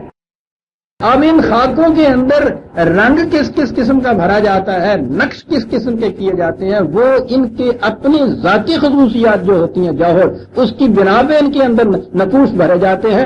خاتین ہم خطا کار تھے، ہمارے اندر اس قسم کا رنگ بھرا گیا، تو محسنین میں سے تھا، تیری رعنائیاں یہ چمک اٹھی صاحب قد آثرک اللہ علینا. عزیزان من میں جو وہ کہا کرتا ہوں اپنے لیے نہیں کہتا، قرآن فہمی کے لیے یہ کہا کرتا ہوں کہ قرآن کے کسی ایک لفظ سے بھی آگے نہ گزر جائیے. یوں آگے آ جائے تو بیٹھ جائیے اس کو لے کے. خصوصیت سے اس لیے کہ عربی زبان کے مرادفات بے شمار مرادفات ہوتے ہیں ایک بات کے کہنے کے لیے. بیٹھ جائیے یہ سوچنے کے لیے کہ یہاں ان میں سے اس لفظ کو کیوں چنا گیا، یہ یہاں فضل اللہ کیوں نہیں بات آئی، ان کی زبان سے کیوں نہیں یہ بات ہے. اس نے تو اس کو من اللہ کہہ دیا. ٹھیک ہے بھائی، اس کا یہ احسان ہے، لیکن ساتھ ہی یہ کہہ دیا کہ وہ تقوی اور صبر اور حسن کارانہ زندگی جو ہے یہ بہرحال اس کا نتیجہ ہوتا ہے. یہ چیز ان کی زبان سے یہ کہہ رہا ہے کہ نہیں صاحب ہم جانتے ہیں، یوں کہیے کہ خاکہ اور حیولہ اور پیکر تو وہی تھا جو ہمارا ہے، ہم میں ہی سے تھا تو، لیکن یہ حسین نقش و نگار جو تیرے اندر ہو گئے ہیں یہ ہے وہ چیز جو ہم پہ تمہیں فضیلت دے رہے ہیں. اور یہ اس لیے کہ تو نے وہ تقوی کی زندگی بسر کی. وَإِنَّا كُنَّا لَخَاطِئِينَ، ہم خطا کار تھے اور ہم اس لیے ہمارا خاکہ ان سے معلوم رہ گیا، تیرے خاکے کے اندر رعنائیاں بھر دی گئیں. عزیزان من، وہ جسے حسن یوسف کہتے ہیں وہ حسن یوسف اس پیکر کی رعنائیوں کا نام نہیں تھا، وہ تو یہ سیرت کی رنگینیاں ہیں جو ایک لفظ میں وہ بھائی کہہ گئے کہ آثرک اللہ. سیرت کی رنگینیاں نظر آ رہی ہیں. اب آپ نے سوچا کہ یہ کیوں داستان ایک فرد کی مسلسل بیان ہو رہی ہے. بھائیوں نے یہ کہا، ادھر سے یہ چیز انہوں نے کہا کننا لخاطئین، جرم کا اقبال کر دیا. جی ٹھیک، ہم خطا کار، ہم نے یوسف کے ساتھ بھی وہ کچھ کیا، اس کے بھائی کے ساتھ بھی وہ کچھ کیا. تسلیم ہے، جرم کا اقرار ہے. کیا ری ایکشن ہوتا ہے ادھر سے؟ تم نے جرم کا اقرار کر دیا. وہی ری ایکشن کے جو قصہ ابلیس و آدم کے اندر ہوا تھا. یہ خاطئین وہی ہیں. ربنا ظلمنا انفسنا، جب کہا ہے آدم نے کہ ہاں ہمارے رب ہم سے خطا ہوئی، ہم بھول گئے، ہم سے غلطی، ہمیں احساس ہے، ہمیں ندامت ہے، ہمیں اعتراف ہے اس چیز کا، ہم اس کی ذمہ داری قبول کرتے ہیں. یہ مقام تھا نا جب یہ کہا گیا کہ کوئی بات نہیں ہے، کتاب اللہ ہو جائے، لوٹ آئے ہم تمہاری طرف، روٹ کے چل دیے تھے، آ گئے ہم تمہاری طرف. یہ ریئیکشن ہونا چاہیے نا ایک مومن کا. انہوں نے کہا انا کننا لخاطئین، قال لا تثریب علیکم اليوم. پھر ترجمہ ہو جائے گا کہ آج تم پہ کوئی مواخذہ نہیں ہے. مواخذہ نہیں ہے، مواخذہ خود عربی کا لفظ ہے. یہ تسریم کیا چیز ہے سر؟ بہت کم استعمال ہوا ہے یہ لفظ. لا تثریب علیکم اليوم، تصریف کہتے ہیں کہ ملزم کا جرم ثابت ہو جائے، وہ مجرم ثابت ہو جائے، اس بات جرم کے بعد اسے معاف کر دیا جائے، اور معاف ایسا کیا جائے کہ پھر زندگی بھر اس کو یاد نہ دلائی جائے کہ تم سے یہ جرم سرزد، اس وقت تصریف بولتے ہیں۔ یہی نہیں کہ میں نے اس وقت تمہیں معاف کر دیا، اب انا سمجھ میں آتی ہے نا، عدالت کی کرسی پہ بیٹھے ہوئے تم نے جرم کا اعتراف کر لیا تھا، گناہ گار تھے، چاہتا تو اسی وقت تمہیں پھانسی پہ لٹکا سکتا تھا۔ یہ بات نہیں ہے، تم نے خاتین کہا ہے، اقرار جرم کیا، میں سمجھتا ہوں کہ تم میں صلاحیت کی، تم میں اصلاح کی صلاحیت ہے، اس لیے جرم کی تو معافی ہے۔ معافی یہاں نہیں کہ اس میں کچھ نہ کچھ انفیریارٹی کمپلیکس رہ جاتا ہے۔ کہا یہ ہے کہ یہ ٹھیک ہے، اس وقت معافی ہے، اس کی سزا بھی میں نہیں دیتا، اور اس کے بعد وہ جو غالب نے کہا تھا کہ قسم لے لو جو ہم یہ بھی کہیں، کیوں ہم نہ کہتے تھے، ورنہ معاف کرنے کے بعد بھی عزیزان من یہ کبھی کہہ دینا کہ کیوں بھائی یاد ہے نا، ٹھیک ہے، ویسے ٹھیک ہے، میں تم سے کچھ میں نے انتقام نہیں دیا تم سے، اس وقت بھی میں نے کچھ نہیں کہا، ویسے میں تمہیں یاد دلا رہا ہوں، یاد ہے نا۔ وہ کہتا کہ اس سے تو 20 درجے اچھے تھا کہ تجھے پھانسی دے دیتا۔ یہ عمر بھر کے لیے یہ چیز جو ہے اس کو یہ جن کرنے رڑکاؤں رہنا، بڑا عجیب لفظ ہے رڑکاؤں رہنا۔ وہ اچھا بھلا وہ بنولا ایک جو لحاظ کے اندر کہیں آ جاتا ہے نا غلطی سے روئی میں، تو چھپا ہوا ہوتا ہے، ستیا لڑکایا جائے تو دیکھو ہوتا کی ہے۔ یہ جو ہے نا عمر بھر کے لیے یہ چیز کرنا یہ غلط، مجھے کیا برا تھا مرنا اگر ایک بار ہوتا۔ لا تسریب علیکم الیوم، کبھی یاد نہیں کراؤں گا اس کے بعد تم نے کیا کیا۔ اور یہی چیز تھی جو ہماری تاریخ میں حضور نبی اکرم صلی اللہ علیہ وسلم نے بھی 13 سال مکے کی زندگی کے، 6-7 سال مدینے کی زندگی کے، یہ قریش کیا کچھ نہیں کیا تھا انہوں نے حضور کے ساتھ، اور وقت وہ آ گیا جب یہ قیدیوں کی طرح پابجونا سامنے آ گیا سب کے ساتھ۔ پوچھا کہ اس وقت پھر تمہاری کیا سزا ہو سکتی ہے؟ انہوں نے کہا کہ جنگ کے قیدیوں کی جو سزا ہوا کرتی ہے وہ یہ بھی تو عرب کے مقابلے میں جو کھڑے ہوئے تھے، یہ ٹھیک ہے۔ کہا کہ تمہیں اس کا اعتراف ہے کہ تم نے یہ کچھ اس دوران میں کیا تھا؟ کہنے کہ ٹھیک ہے، ہم اس کی ذمہ داری لیتے ہیں۔ اب اس انتظار میں تھے جو بھی سزا ہو سکتی تھی، اس کی سزا موت بھی تو ہو سکتی ہے، قتل کی سزا۔ آپ نے فرمایا کہ نہیں، میرے بھائی یوسف نے جو اپنے بھائیوں سے کہا تھا، محمد اپنے بھائیوں سے وہی کہنا چاہتا ہے، لا تسریب علیکم الیوم۔ حضور نے وہاں یہ آیت دہرائی۔ تصریف پھر یہی تھی کہ اس کے بعد اس کے متعلق کے گزشتہ 23 سال میں یا 20-22 سال میں تم نے کیا کچھ کیا تھا میرے ساتھ یا ہمارے ساتھ، اسے کبھی رڑکایا بھی نہ جائے۔ آپ نے تو فرما دیا تھا یہ کہ لا تسریب علیکم الیوم، لیکن ہمارے ہاں بعد میں پھر اب تک یہ چیز چلی آ رہی ہے کہ صاحب ٹھیک ہے، یہ ایمان تو لے آئے تھے یہ سارے، یہ فتح مکہ کے بعد ایمان لائے تھے نا، ٹھیک ہے صاحب، ہاں تو ان کو ہم کس طرح سے پکے مومن قرار دے دیں؟ یعنی وہ فرما رہے ہیں لا تسریب۔ آپ دیکھا پھر یہ لفظ تسریب کیوں آپ نے استعمال فرمایا؟ اپنے لیے تو اتنی کشاد تھی سینہ نبوی میں کہ تصور بھی نہیں کیا جا سکتا کہ آپ کبھی رڑکاتے۔ وہ یہ تھا ہمارے لیے سبق کہ جس کو تسریب کا لفظ جن کے لیے میں بولتا ہوں ان کو تم نے رڑکانا نہیں کہ تجھی تیرا غرے کی کر دے رہے ہیں، اور ہماری ساری کاوشیں ہماری کوششیں اس میں صرف ہو جاتی ہیں کہ ہم اس 23 سال کے ان کے جرائم جو ہے رڑکائیں ہی نہیں، بلکہ جی اب بھروسہ اگر ہمارے بس میں ہو تو قبروں سے نکال کے پھانسی دے دیں۔ کہنے والوں نے کہا تھا لا تسریب علیکم الیوم۔ لفظوں کے انتخاب کے یہ معنی ہوتے ہیں عزیزان من، یہ شاعری نہیں ہوتی کہ وہ وزن میں لفظ اگر شہد فٹ نہیں بیٹھتا تو انگبی لکھ دیا، شاعری نہیں ہے۔ لفظوں کا استعمال، انتخاب بڑی چیز، ذمہ دار آدمی۔ حضور نے اس وقت جو فرمایا تھا فوراً میرے ذہن میں یہ جو بات ابھی میں نے عرض کی کہ وہ اس لیے تھا، صحابہ سے یہ کہا، ساتھیوں سے یہ کہا کہ میں نے تو یہ کچھ کیا ہے اور کہا ہے، تصریف کیوں حضور نے یہ فرمایا وہاں؟ پہلے تو اپنے مخاطبین سے یہ چیز کہی کہ ٹھیک ہے تمہیں 23 برس میں تم لوگوں کو جو زخم ان کے ہاتھوں سے پہنچے ہیں مجھے پتا ہے کتنے ہوں گے، یہ اس کے بعد اب ایمان لائے ہیں، آئیں گے، ہمارے تمہارے اندر رہیں گے۔ اس اندر رہنے میں یہ چیز ہو سکتی ہے کہ کبھی وہ زخم یاد آ جائے اور تم ان کے بعد اس کو رڑکا دو اس کسی طرح سے۔ آپ نے فرمایا لا تثریب علیکم اليوم، معافی نہیں کہا، انتقام نہیں کہا کہ یہ معافی اس قسم کی معافی ہے کہ میں بھی اور میرے ساتھی بھی جو ہیں میری سنت کا اتباع کرنے والے، ان کی کیفیت یہ ہوگی ہم زندگی بھر کبھی بھولے سے بھی اس کی یاد نہیں تمہیں بنائیں گے کہ تم نے ہمارے ساتھ کیا کیا۔ عفو کے یہ معنی ہوتے ہیں عزیزان،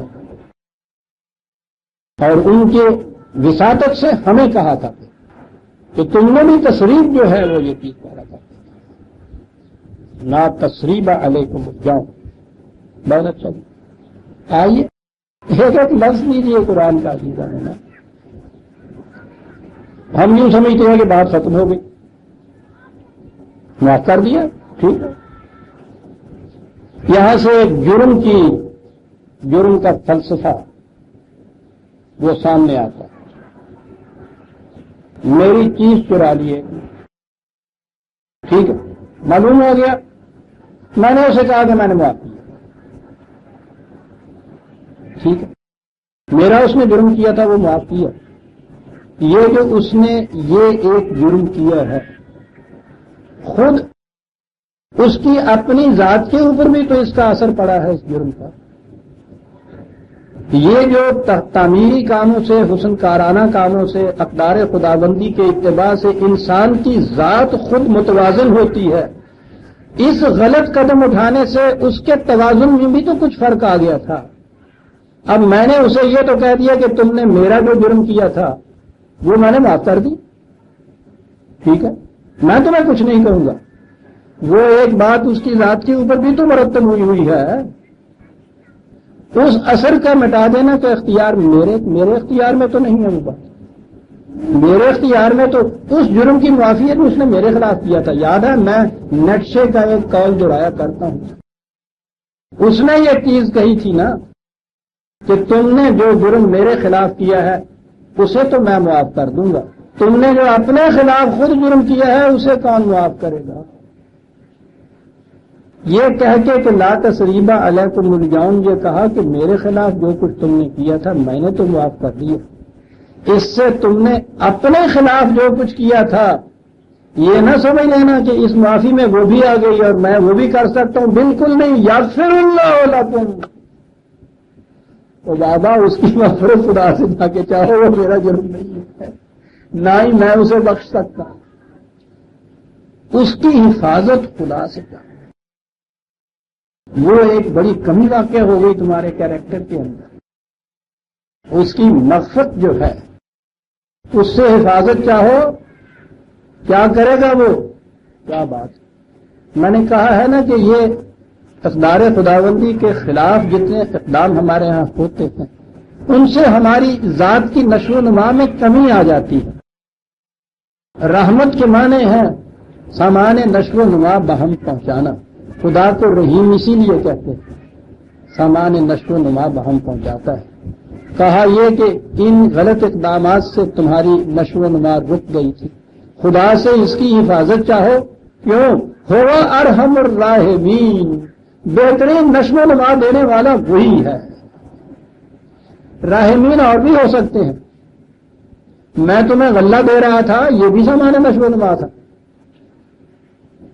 یہ بھی رحمت ہے خدا کی طرف سے، وہ ارحم الراحمین۔ کیا بات ہے سر،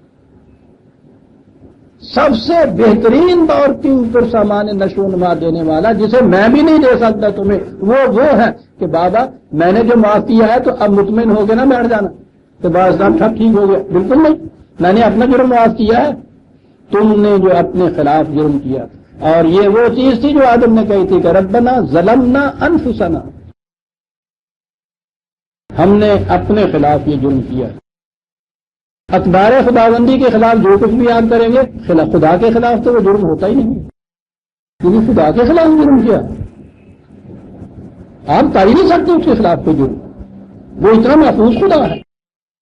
ہر وہ جرم جو تم خدا کی اقدار کے خلاف اس سے سرکشی برتو گے ظلمنا انفسنا ہوتا ہے، تمہارے اپنے خلاف ہوتا ہے. اسی لیے خدا یہ کہا کرتا ہے کہ اپنے خلاف جو تم کرتے ہو وما ظلم اللہ ولکن انفسہم یظلمون، ہم نے ان کے اوپر کوئی زیادتی نہیں کی، ہم نہیں کچھ بھی کیا کرتے کسی کے اوپر، اپنے آپ پہ زیادتی کرتا ہے انسان.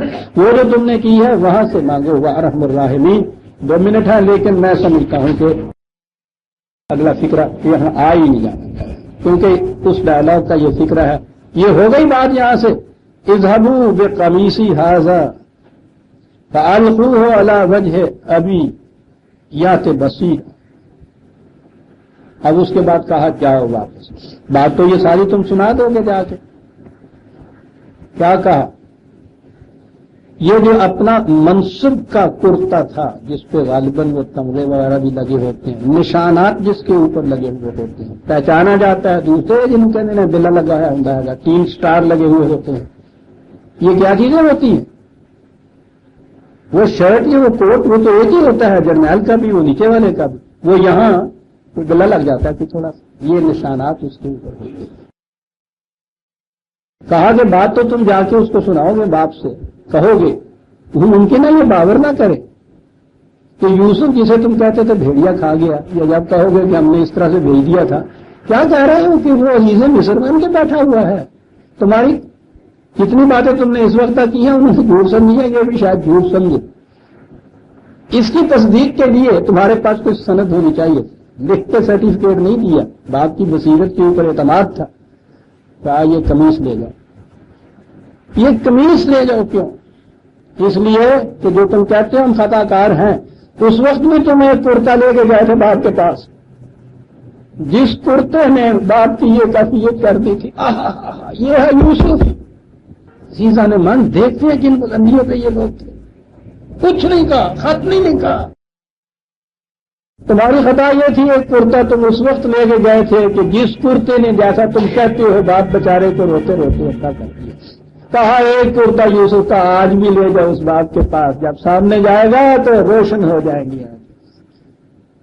کرتا بھی مگر پھر ہمارے وہ مفسرین آ گئے معجزے کے اوپر کہ وہ اندھے ہو گئے ہوئے تھے، تو انہوں نے اس لیے کہ وہ پھر سے بینا ہو جائیں اپنا کرتا دے دیا. وہ جیسے یہ وہ تعویذ دے دیتے ہیں، وہ چرکی دے دیتے آگے نیا لے جاؤ جا کے پا دینا بھی وہ ٹھیک ہو جائے گا. یہ میں آگا یہ آنکھیں ٹھیک ہو جانی ہیں. صاحب ہمارے یہاں یہ لکھی ہوئی ہے تفسیر اس کی. بات ہی نہیں سمجھے کہ یہ قمیص کیوں دی ہے صاحب. کیا سمجھے صاحب؟ جاؤ یہ کرتا لے جاؤ. فلقوہ علی وجہ کے معنی انہوں نے کہا کہ اس کے چہرے کے اوپر ڈال دینا جا کے پاؤں کر کے. سمجھے نا؟ تو تم جب اٹھاؤ گے کرتا تم دیکھو گے کہ دیکھنے لگتا ہے. یہ تو جب تک اس میں شوبدہ نہ پیدا کریں بات نہیں بنتی. اور بڑا آسان ہوتا ہے. یعنی ان چیزوں کے لیے تو فکر کی ضرورت ہے نا کہ بات سمجھیں کہ یہ قمیصی کیوں ہے، کس طرح سے یہ چیز وہاں پیدا ہوگی. اور جب آپ نے کوئی چیز شوبدے میں کرنی ہو تو وہ بڑی آسان ہوتی ہے. افسانے میں، کہانی میں، ڈرامے میں، سنیما میں جہاں آ کے اٹک جاتا ہے نا، وہ آگے سوچتی نہیں کہ کہانی میں سے نکلوں کیسے. کوئی سپر نیچرل چیز اس میں لے آتا ہے، وہاں سے وہ نکال دیتا ہے اس کو، افسانہ نگار کو آدمی اس مصیبت میں سے وہاں لاتے ہیں. یہ چیز جو ہوتی ہے بڑا آسان ہوتا ہے. یہ قرآن تو یہ چیز نہیں کرتا.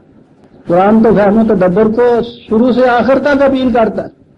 درمیان میں کہیں بھی اگر وہ یہ چیز لے آئے جسے آپ خارق عادت کہتے ہیں تو وہاں تو وہ فہم و تدبر و تعقل و شعور اور علم کو پھر اپیل نہ کیا اس نے. فکر کی چیز ہے. جاؤ یہ قمیص میری دے دو. تو اس وقت پہلے بھی لے گئے تھے. اس کو دکھانا یہ جو ہے نا یا تو بصیرہ. آپ بصیرہ کے معنی میں پہلے کہہ لیا وہ اندھے تھے، پھر کہہ لیا بینائی نظر آ جائے گی. ارے بصارت اور بصیرت میں بھی تو فرق ہوا کرتا ہے. مادہ تو دونوں کا ہی بصرہ ہے. بات سمجھ لے گا وہ. انہوں نے کہا ہوگا نا کہ کچھ لکھ کے دیجیے. انہوں نے کہا کہ نہیں یہ لے جاؤ. وہ بات سمجھ لیں گے، ساری بات سمجھ لیں گے جب تم سمجھاؤ گے. یا کہ بصیرہ بات سب کچھ سمجھ لیں گے وہ جو کچھ بھی ہے. اور اس کے بعد وہ اتونی بھی اہل تم اجمعین، جاؤ انہیں بھی اور باقی سارے گھر والوں کو اب یہاں لے آؤ. وہاں تم نے کیوں رہنا ہے؟ قحط کا بھی زمانہ ہے، ویسے بھی وہاں عام حالات بھی اچھے نہیں تھے. تو جاؤ وہاں جا کے ان سب کو لے آؤ. اور یہ کہہ کے بھائیوں کو آپ نے رخصت کیا اور بھائی پھر ادھر کی طرف روانہ ہوئے. ادھر سے یہ روانہ ہوئے, ادھر کیا کیفیت ہوئی, آگے کیسے کبھی سورہ یوسف کی آیت 93 تک ہم آگے عزیزان من 94 سے ہم آئندہ لیں گے. ربنا تقبل منا انک انت السمیع العلیم.